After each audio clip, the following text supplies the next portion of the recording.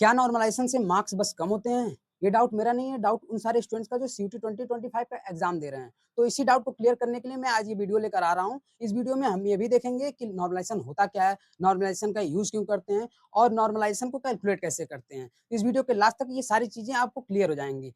तो आप लोग मुझे एक बात बताओ, क्या एनटीए के लिए पॉसिबल है कि किसी एक सब्जेक्ट का एग्जाम वो एक शिफ्ट में करा दे? तो ये बिल्कुल पॉसिबल नहीं है, क्योंकि एक सब्जेक्ट का एग्जाम लाखों बच्चे देते हैं और लाखों बच्चों का एग्जाम एक शिफ्ट में कराना किसी भी टेस्टिंग एजेंसी के लिए पॉसिबल नहीं है। तो अगर कोई भी एग्जाम 4 से 5 शिफ्ट में हो रहा है, तो क्या ये भी पॉसिबल है कि टफनेस लेवल सबका सेम हो? तो ये तो बिल्कुल पॉसिबल नहीं है। तो इसी चीज को बैलेंस करने के लिए एक टर्म आता है नॉर्मलाइजेशन। तो नॉर्मलाइजेशन का यूज इसीलिए करते हैं ताकि हमारी ये सारी चीजें बैलेंस हो जाएं। तो आप देखेंगे सीयूटी यूजी 2025 बुलेटिन के पेज नंबर 54 पे जो सारी चीजें मैंने आपको बताई हैं, वो सारी चीजें मेंशन, मैं कोई हवा हवाई में बात नहीं करता। तो बस अब देखेंगे हम आप लोग कि कैलकुलेट कैसे करते हैं नॉर्मलाइजेशन को।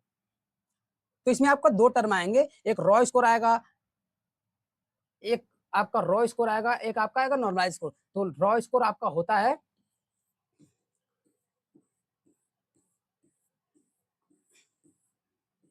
रॉ स्कोर आपका वो स्कोर होता है जो आप एग्जाम देते हैं और आपका जो आंसर शीट आता है, आंसर की से जो आपका स्कोर आता है उसको हम रॉ स्कोर कहते हैं। और जो परसेंट जो नॉर्मलाइज स्कोर आते हैं, नॉर्मलाइज स्कोर होता है, वो नॉर्मलाइज स्कोर आपको नॉर्मलाइजेशन के बाद जो आता है वो स्कोर होता है नॉर्मलाइज स्कोर।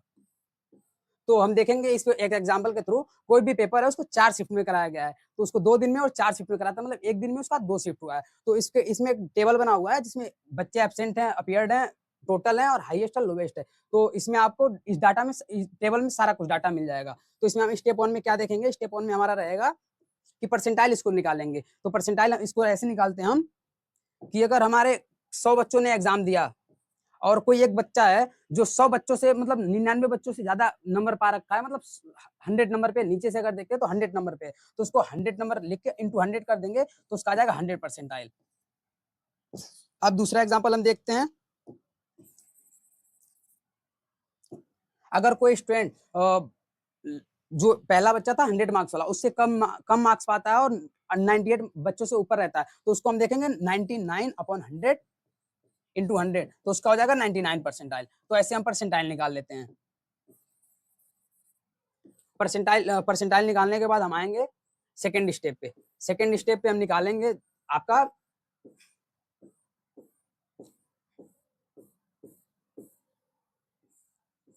सेकेंड स्टेप पे आपको फॉर्मूला लगाएंगे हम, x equal to x1 plus x2 minus x1 p2 minus p1 upon into p capital P minus p1। तो इसको हम यहाँ दिखा देते हैं आपको, एक कॉलम बनाएंगे जिसमें हम आपका परसेंटाइल इसको रखेंगे, जिसमें एक टेबल बनाएंगे जिसमें आपके कैंडिडेट रहेंगे, परसेंटाइल स्कोर रहेंगे, रॉ स्कोर S1 रहेगा, रॉ स्कोर S2 रहेगा, रॉ स्कोर S3 रहेगा, रॉ स्कोर S4 रहेगा।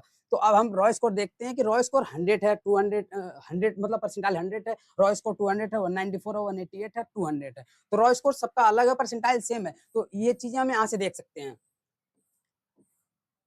कि जो S1 में हुआ है वो 200 मार्क्स पाया है, तो उसका 100 परसेंटाइल हुआ है। तो और रॉ स्कोर 194 है, तो 100 परसेंटाइल पाया है। तो ये सारी चीजें हम यहाँ मेंशन कर देंगे।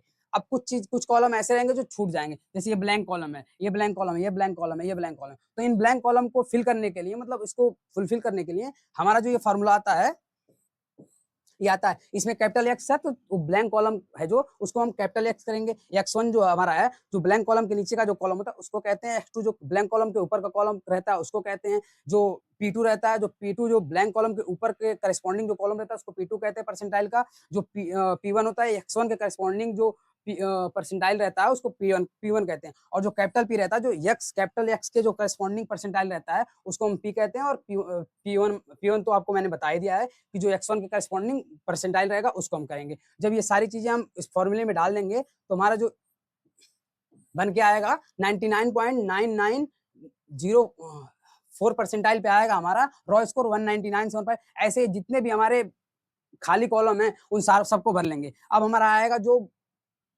असली वो आएगा, वो हमारा आएगा इनको कैलकुलेट, इनका हमें नॉर्मलाइज करने के लिए। तो नॉर्मलाइज करने के लिए हम सिंपल सा करते हैं कि raw S1 S2 S3 S4 का एवरेज ले लेते हैं। तो एवरेज लेने के बाद हमारा आ रहा है नॉर्मलाइज मार्क 195। तो आप यहाँ क्लियरली देख सकते हैं कि जिसका मार्क्स 200 था उसका नॉर्मलाइज होने के बाद 195 हो गया और जिसका 188 था 195 हो गया, 195.5 हो गया। तो आप देख सकते हैं कि बस इसमें मार्क्स घटते नहीं, इसमें मार्क्स बढ़ते भी हैं। हम दूसरा एग्जांपल ले लेते हैं, देखोगे जो 40 मार्क्स है इसका 20 हो गया, 70 मार्क्स इसका 20 हो गया, 20 हो गया, 32 है इसका 20 हो गया है। तो इसमें मार्क्स बढ़े भी हैं और घटे भी हैं। तो ये चीजें क्लियर हो गई कि नॉर्मलाइजेशन से मार्क्स बस घटते नहीं है, मार्क्स बढ़ते भी हैं।